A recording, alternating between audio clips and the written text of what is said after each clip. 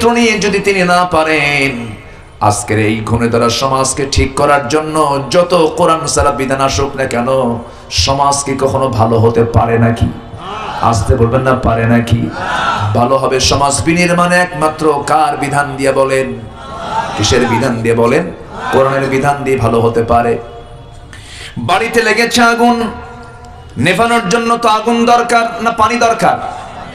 আগুন লাগে, পুড়ে ছারখার হয়ে যায়, সে আগুনটা নেভানোর জন্য দরকার হলো পানি।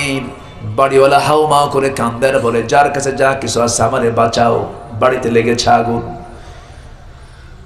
এই আগুন দেখি রাস্তা দিয়ে যাচ্ছিল, ওই বাড়ির সামনে দিয়ে রাস্তা যাচ্ছে, যখন দেখেছে আগুন, যখন বলছে যার কাছে যা কিছু আছে তা নিয়ে আমারে বাঁচাও।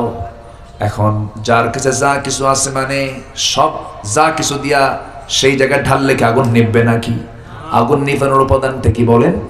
পানি। একজন যাচ্ছে ড্রাম ভর্তি ডিজেল নিয়ে, কি নিয়ে যাচ্ছে? ডিজেল যদি বিসমিল্লাহ বলে ঢেলে দেয় কাম হবে নাকি? আমার দেশে এমনও লোক আছে বিসমিল্লাহ বলে মদ খায়, আছে আছে, এরকম বেয়াদব আছে না নয়? আছে।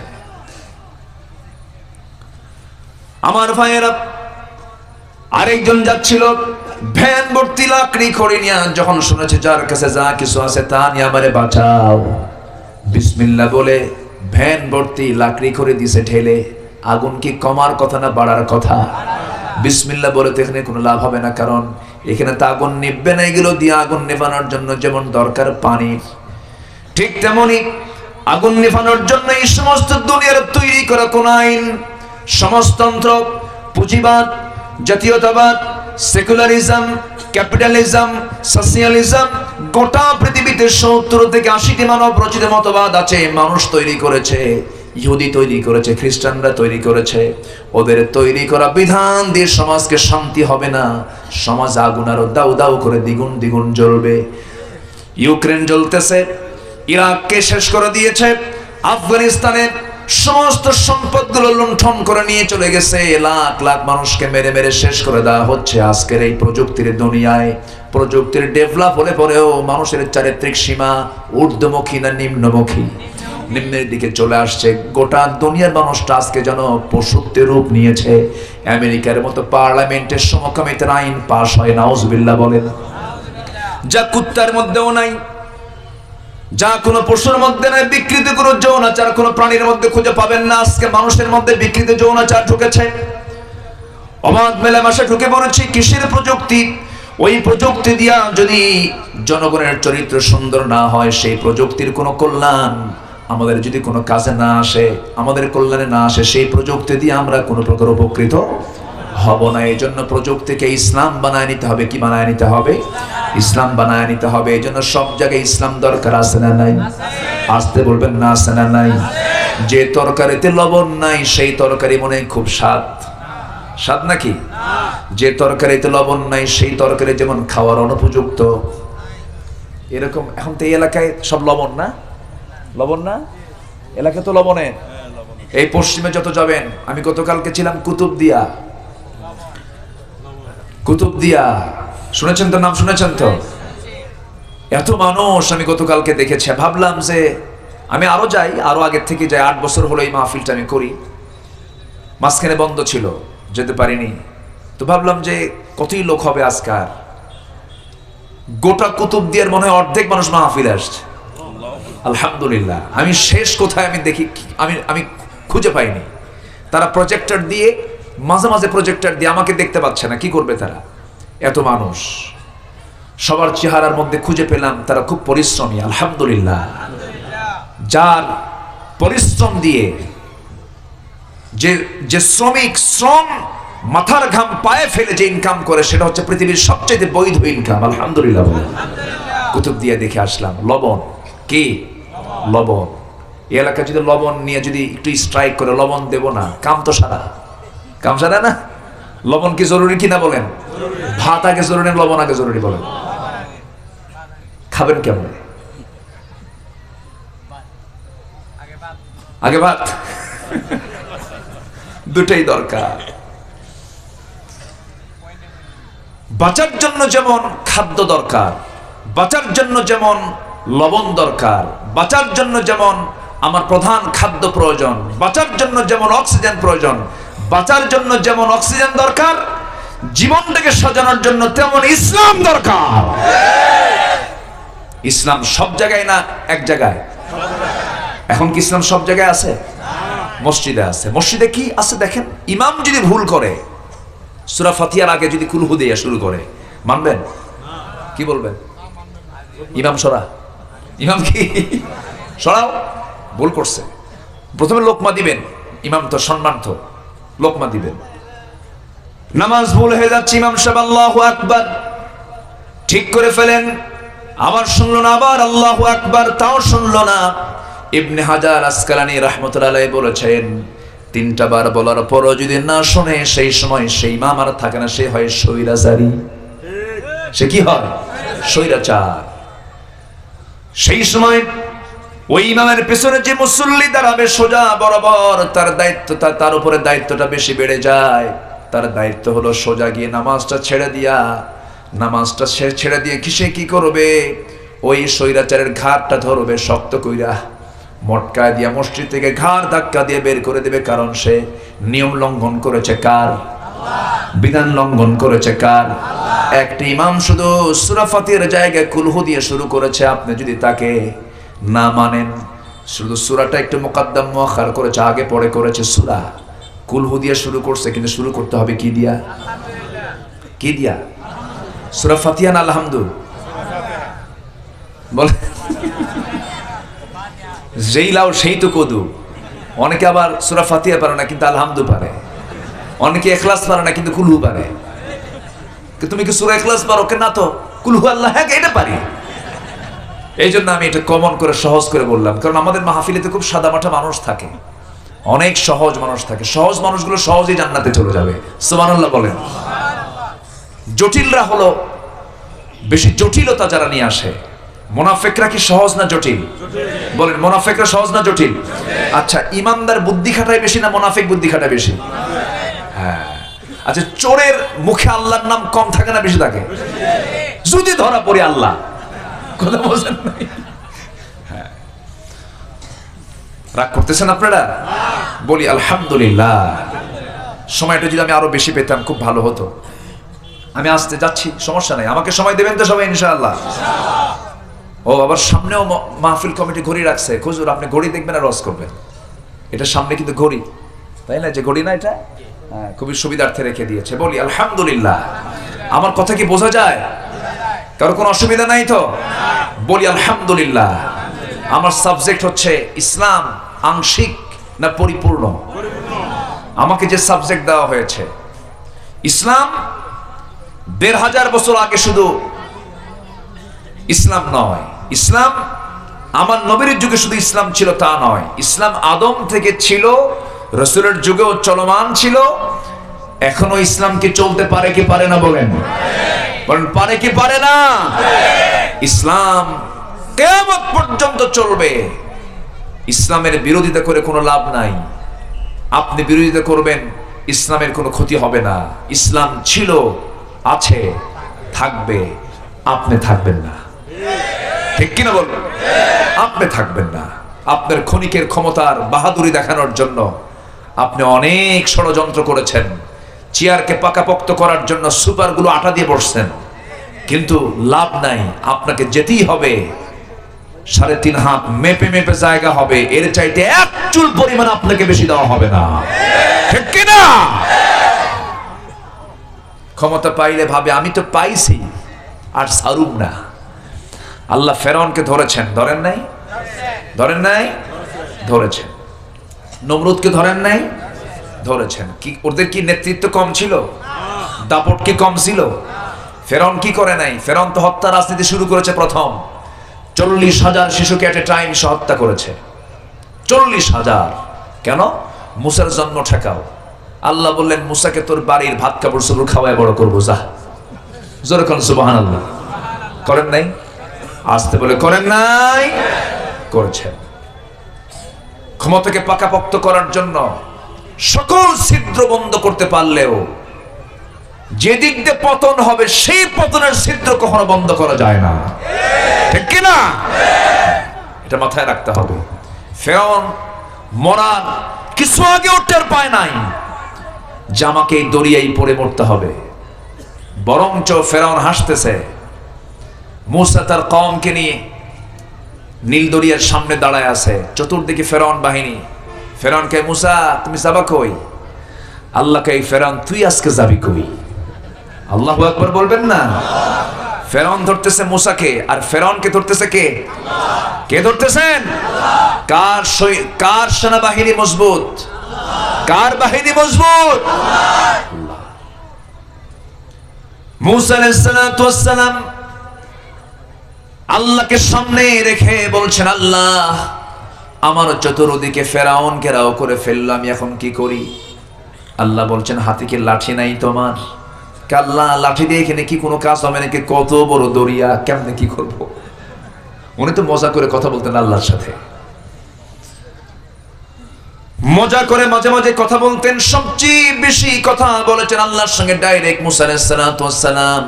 ভায়া লাগতো না, ও কাল্লামাল্লাহু মূসা তাকলিমা, ডাইরেক্ট তিনি কথা বলতেন। আল্লাহকে বলছেন, ও আল্লাহ সামনে তো দরিয়া, এখন কি করা যায়, কি করব আমি? আল্লাহ বলছেন, আস্তে করে ওই দরিয়ায় তোমার লাঠিটা ছেড়ে দাও, বাড়ি মারো। 12টা তিনি আঘাত করলেন, 12টা রাস্তা হয়ে গেছে। কয়টা? 12টা রাস্তা, একটা দুইটা নয়, বাইপাস সহ। এটা কি পাশে? এটা কি রোড? এটা বাইপাস না? বাইপাসই তো। আগে পিকুর লোকজন ওই চকরিয়ার ভিতর দিয়ে যেত, হারবাং এই রোডটা ছিল না। এটা বাইপাস হওয়ার জন্য সহজ হয়েছে না সব কঠিন হয়েছে? জাম কমে গেছে, বাইপাস।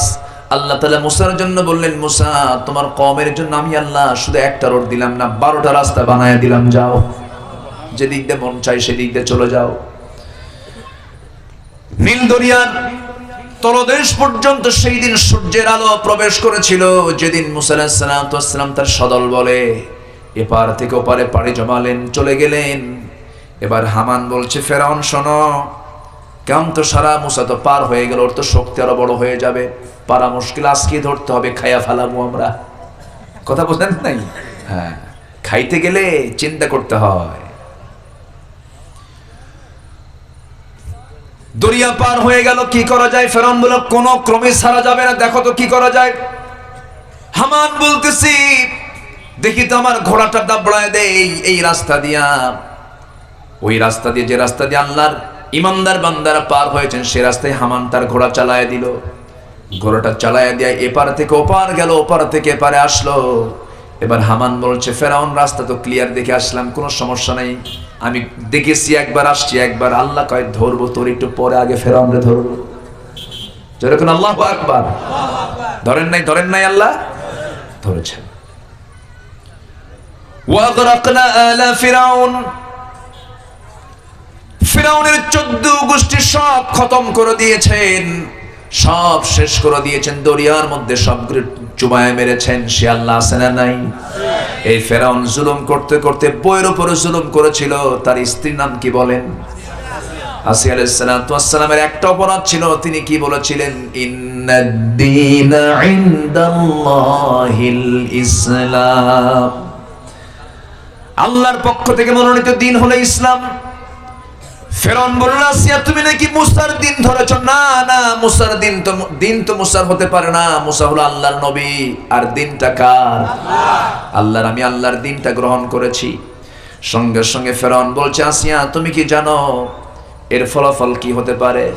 আসিয়া বলছেন, আমার স্বামী গো, এর ফলাফল হয়তো আমার মৃত্যু পর্যন্ত হতে পারে, এই তো হবে, মরে যাব। ফেরাউন খেপে গিয়ে বলছে, আসিয়া আমি তোমার সঙ্গে কোনোদিন রূঢ় আচরণ করি নাই, আমাদের দাম্পত্যময় জীবন খুব ভালোই ছিল। এই বিশাল রাষ্ট্রের তুমি ফার্স্ট লেডি, আমি হলাম ফেরাউন, তুমি হলে ফার্স্ট লেডি। আমি তোমাকে কত সম্মান দিয়েছি, ইজ্জত দিয়েছি। এই রাষ্ট্রের তুমি সেকেন্ড নাগরিক, আমার পরে তোমার স্থান, এত মর্যাদা, এত মান সম্মান, এত সামাজিক স্বীকৃতি পাওয়ার পরও তুমি কোন দিকে চলে গেছো? আসিয়া তুমি একটু মনে মনে ভাবো। তিনি বলছেন, আমার স্বামী গো, আমি আপনাকে সম্মান রেখে, শ্রদ্ধা রেখে একটা কথা বলতে চাই। আপনি আমার দিনটাকে পরিবর্তন করার জন্য, আমাকে ইসলাম থেকে বের করার জন্য যদি আপনি শতবার কেন আমাকে যদি হত্যার মধ্য দিয়েও চেষ্টা চালাতে যান কোনো লাভ হবে না, হাসতে হাসতে মরে যাব।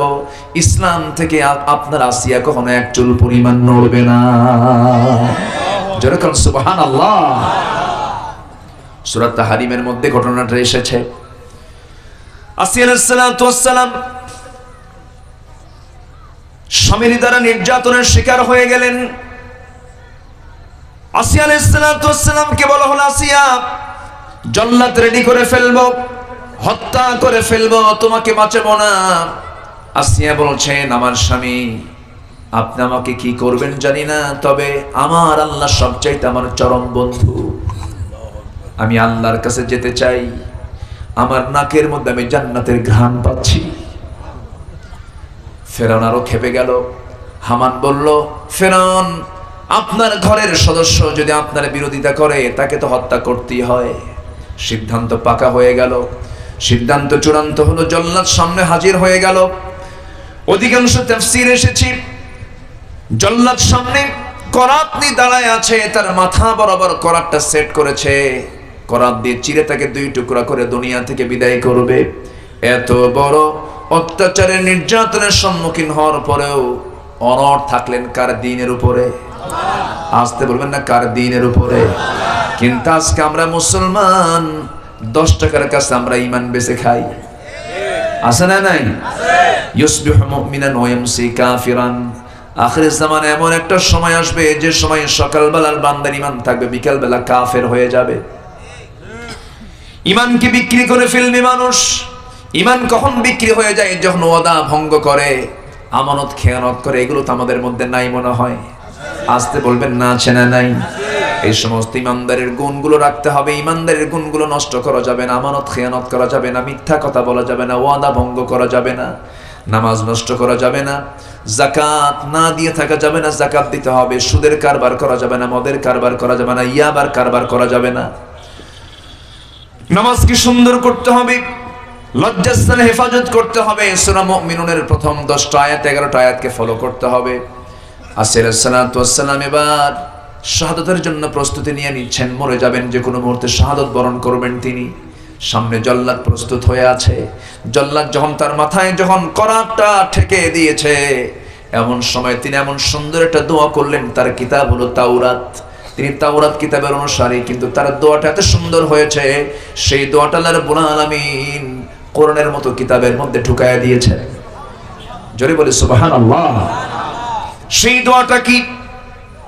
ইসলাম কি দ্বীন হিসেবে গ্রহণ করার কারণে আসিয়াকে কেমন করে জীবন দিতে হলো, সেই সময় তিনি করাত যখন কপালে ঠেকে গেল, সেই সময় তিনি দোয়া করছেন, রব্বি বিনিলি ইনদাকা বাইতান ফিল জান্নাতি ওয়া নাজ্জিনি মিন ফিরআউনা ওয়া আমালিহি।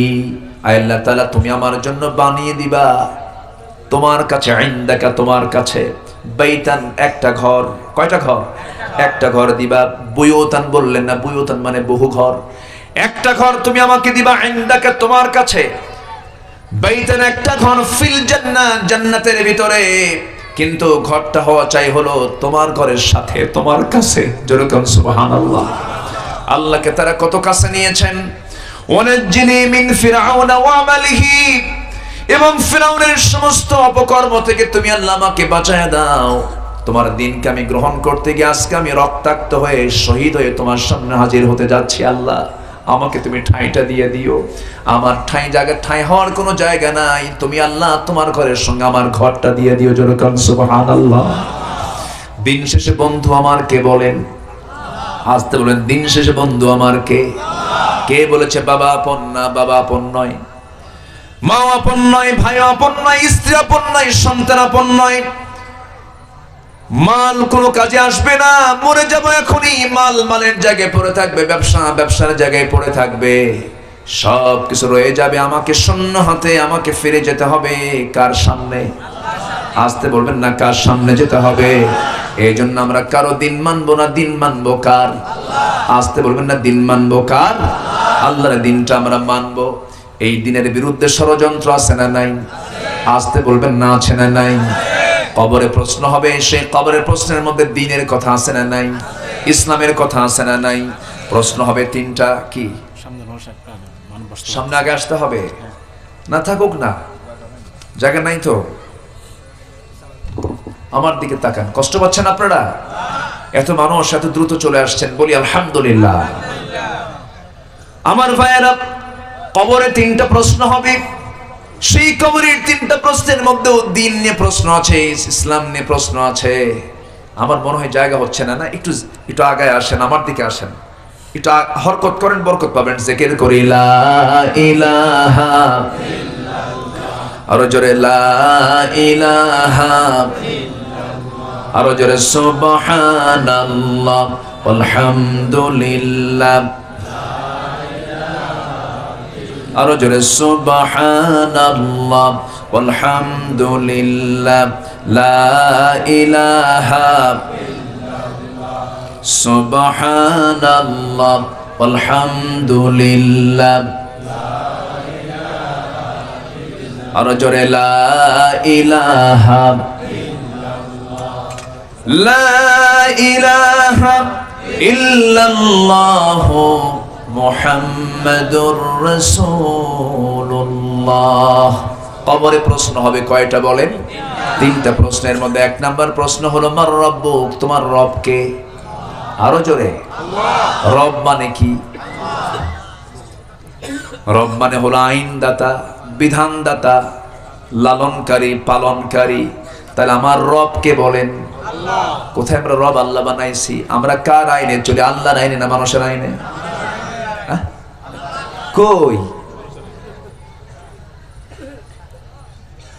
রবের অর্থ যদি বলতে যাই অনেক লম্বা সময় লেগে যাবে। এক কথায় বলে দিচ্ছি, রব মানে হলো যিনি সকল প্রকার অযোগ্যতা, অপূর্ণতা, ব্যর্থতা থেকে সম্পূর্ণ মুক্ত। তিনি কে?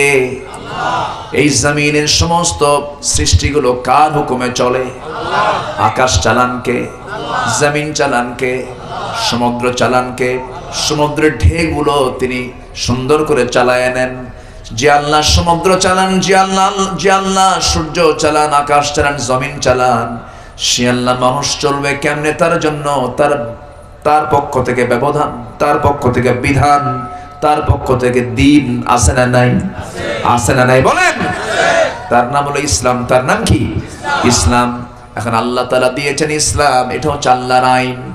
আমি যদি আল্লাহকে বিশ্বাস করতে চাই, অবশ্যই বিশ্বাস করতে হবে তাকে আইনদাতা হিসাবে। আমি আইন মানবো কার? এক জায়গায় না, সব জায়গায়। মার রব্বুক, যখন বলবে তোমার রবকে, দুনিয়াতে যদি আপনি আল্লাহর আইনটা না মেনে যদি অন্য দুনিয়ার কোন আইনকে মেনে যান, যে ব্যক্তির আইন মানছেন তার নাম মুখ দিয়ে বের হবে অমক সরিমতি, আল্লাহর নাম আসবে না। মার রব্বুক, তোমার রব কি? রব্বি আল্লাহ আসবে না।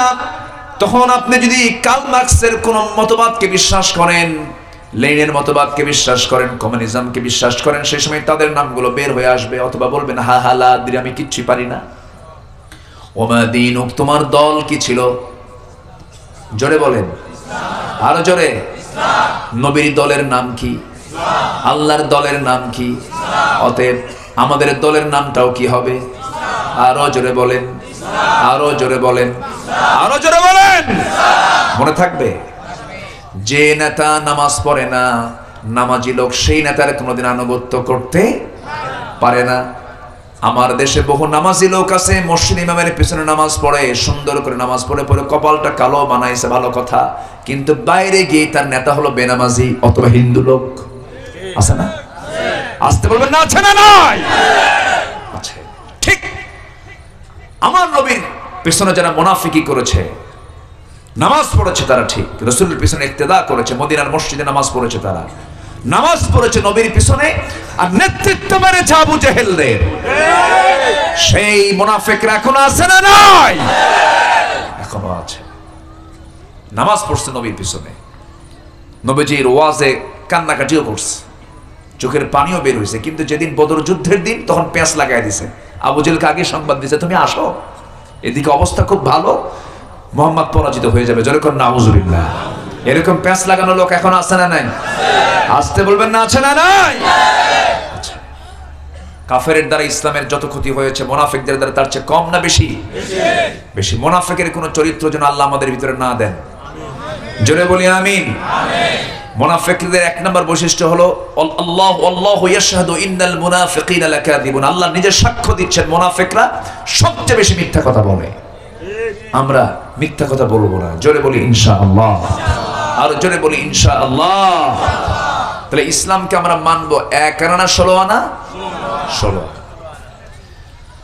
ইসলামকে মানতে নিয়ে আংশিক মানার সুযোগ নেওয়া যাবে না, নিজের পছন্দ মতো মানার সুযোগ নেওয়া যাবে না। তাহলে আমি কবরে জবাবটা দিতে পারবো না। মার রাব্বুক, তোমার আইনদাতাকে, ওমা দীনুক, তোমার দলের নামটা কি, এবং বলা হবে ওমান হাদার রাজুল, তোমার নেতাটাকে, এই লোকটাকে। সেই সময় সঙ্গে সঙ্গে বলতে হবে নবিয়ুনা মুহাম্মদ সাল্লাল্লাহু আলাইহি ওয়াসাল্লাম। আমরা মুখস্থ করলে তো উত্তর দিতে পারবো নাকি? মুখস্থের সঙ্গে কি এর কোনো সম্পর্ক? এটা হচ্ছে ভাই ভাই। এটা কি? এটাকে লিখিত না ভাই ভাই? ভাই ভাই। ফেরেশতা চলে আসবে, প্রশ্ন করবে মার রাব্বুকুম মা দীনুকুম মান হাদার রাজুল। এই 3টা প্রশ্নের আলোকে আমার জীবনটাকে সাজাতে হবে। সুন্দর করে সাজিয়ে যদি নিতে পারি, এই কবরের 3টা প্রশ্নের জবাব যদি আমরা দিতে পারি, সঙ্গে সঙ্গে জান্নাতের সুড়ঙ্গ কবরে সেট হয়ে যাবে, জান্নাতের ফ্লেভার কবরে চলে আসবে। জোরে বলে সুবহানাল্লাহ। জান্নাতি বান্দার কবর থেকেই তার প্রশান্তি শুরু হয়ে যাবে, নিয়ামত শুরু হয়ে যাবে। আল্লাহু আকবার বলেন। সেই জান্নাতকে আমরা পেতে চাই নাকি? আল্লাহ ছাড়া মাবুদ নাই, রাসূল ছাড়া নেতা নাই। আমাদের মাবুদ কে? আল্লাহ। আমাদের মাবুদ কে? আল্লাহ। আমাদের নেতা কে?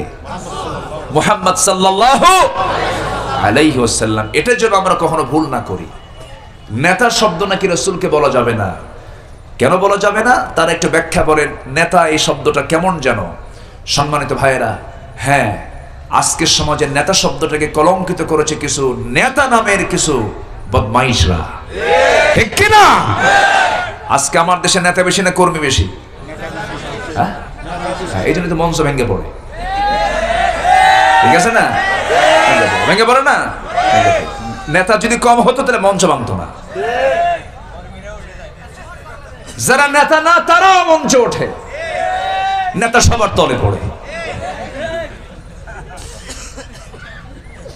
শেষে উনি বলেই ফেলেছেন যে আমি এত নেতা দেখতে চাই না, আমি কর্মী চাই। এটাই তো ইসলামের কথা, ঠিক কি না? পৃথিবীতে যদি একজন নেতা থাকেন তিনি হচ্ছেন মুহাম্মদ সাল্লাল্লাহু। বাস, নেতা কম বানান, এত নেতা বানালে কাম সারা। কষ্ট পাচ্ছেন? আলোচনা চালিয়ে যাই। আল্লাহু আকবার বললে নাকি সমস্যা, বলেছে এটা নাকি নির্দিষ্ট দলীয় স্লোগান। আল্লাহু আকবার যদি নির্দিষ্ট দলীয় স্লোগান তোমরা বলো, তাহলে তোমাদের স্লোগান কি? তাদেরকে উল্টা প্রশ্ন করার দরকার আছে না নাই? যারা বলে আল্লাহু আকবার, নারায়ে তাকবীর, আল্লাহু আকবার নির্দিষ্ট দলীয় স্লোগান, তাহলে তোদের স্লোগান কি? তোদের যে স্লোগান, সেই স্লোগান দিয়ে তোদের জানাজা হবে, আল্লাহু আকবার হবে না। আস্তে কয়, ঠিক কি না? ওদের স্লোগান যেহেতু আল্লাহু আকবার না, নারায়ে তাকবীর, আল্লাহু আকবার যেহেতু তাদের নির্দিষ্ট দলীয় স্লোগান যেহেতু বলে দিয়েছে, তাহলে তাদের স্লোগান তো আল্লাহু আকবার না, তাহলে তাদের জানাজা হবে কি দিয়া? বলেন।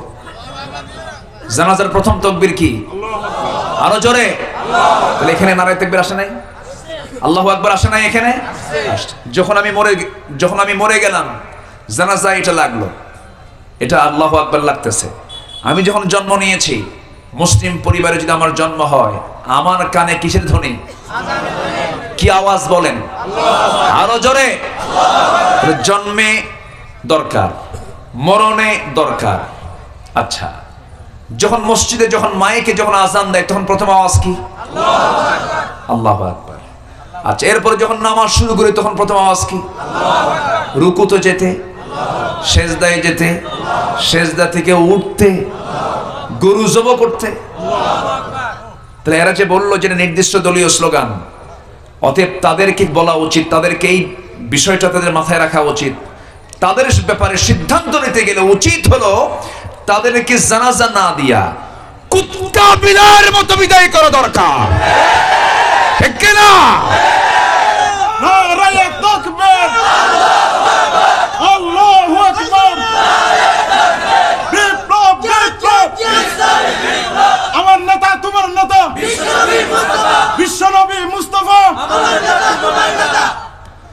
রসুলকে আপনি নামাজে মানবেন, রসুলকে আপনি সুন্নতে মানবেন, রসুলকে আপনি মেসওয়াক করে মানবেন, রসুলকে আপনি খাওয়ার সময় মিষ্টি খাওয়ার সময় মানবেন, রসুলকে আপনি রাজনৈতিক ফিল্ডে মানবেন না, আপনি বড় মুনাফিক। ঠিক কিনা? আপনার মধ্যে মুনাফিকের বীজ ঢুকানো আছে। কথা ক্লিয়ার? কথা ক্লিয়ার? এটা প্রতারণা। রসুলকে আমি নামাজে মানবো, রোজায় মানবো, হজে মানবো, রাজনীতির ফিল্ডে মানবো না, আপনি মুনাফিক হয়ে গেছেন, আপনি ইমানদার নাই। রসুলকে মানবো আমরা এক জায়গায় না সব জায়গায়।